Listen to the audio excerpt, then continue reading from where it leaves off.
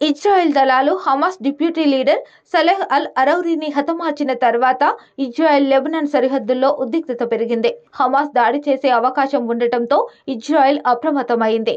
అలాగే Israel defence force ఉత్తర సరిహద్దుల్లో తన దాడులను తీవ్రతరం చేసింది. ఇజ్రాయెల్ దాడుల్లో స్థానిక అధికారి హుస్సేన్ యజ్బక్తో సహా కనీసం 9 మంది హిజ్బుల్లా సభ్యులు మరణించారు. గాజాలో ఇజ్రాయెల్ దాడుల్లో మరణించిన వారి సంఖ్య ఇప్పటి వరకు 22,000 దాటింది. మరోవైపు ఇజ్రాయెల్ హమాస్ యుద్ధం పెరిగే అవకాశం ఉండటంతో తమ పౌరులను పలు దేశాలు హెచ్చరించాయి. వెంటనే లెబనాన్ను వీడాలని స్పష్టం చేశాయి. ఇజ్రాయెల్ హమాస్ వివాదం ప్రాంతీయ సంఘర్షణగా పెరుగుతుందన్న నేపథ్యంలో లెబనాన్ హిజ్బుల్లా అధిపతి హసన్ నస్రల్లా స్పందించారు. తాము నిశ్శబ్దంగా ఉండలేమని హెచ్చరించారు. ఇజ్రాయెల్ యుద్ధాన్ని గాజా నుండి లెబనాన్ వరకు విస్తరించాలని ఎంచుకుంటే భారీ మూల్యం చెల్లించక తప్పదని చెప్పారు.